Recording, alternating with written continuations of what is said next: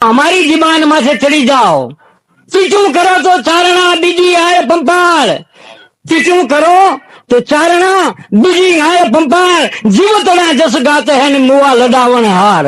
હા, અમર થવાની ઔષધિ એક કવિ અને બીજો કીર્તાર, એક કે વૈકુંઠ લઈ જાતે પણ એક નવખંડ રાખત ના માં. જીજીબાઈએ રોટલો નથી ખવડાવ્યો કોઈ દી, હરામ બરોબર ગાળના ભાણે જેને કહેવાય કે લોહી પડે કે જીજીબાનો રોટલો પડે ફાડ્યો હોય મેં ભાઈ.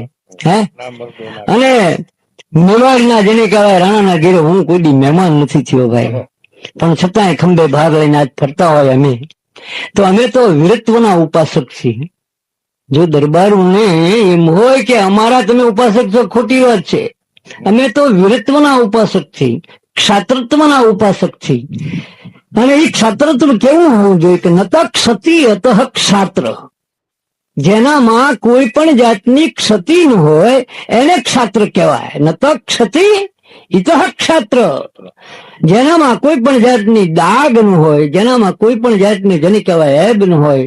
અને એવો રાજપૂત જયારે ભાળી ત્યારે અહાડ મહિનાના વાદળા ભટકાઈને પેલો અવાજ નીકળે ને જો મોર ન બોલે તો એ મોર ન કહેવાય. મેં મોરા વૈન કુંજરા આંબા રસ ચુવા સૈણ કવચન અને જલમ ભૂમિકા એટલા વિસરત મુવા. મેં મોરા વૈન કુંજરા આંબા રસ ચુવા સૈણ કવચન જલમ ભૂમિકા એટલા વિસરત મુવા.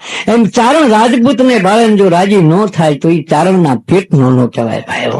હા, કારણ કે એ એક કહેવતમાં કીધું છે હે કે જેમ ભવને ભૂત વાલા છે ભગવાન શિવને, જેમ ભૂત વાલા એમ અમને રાજપૂત વાલા છે. પણ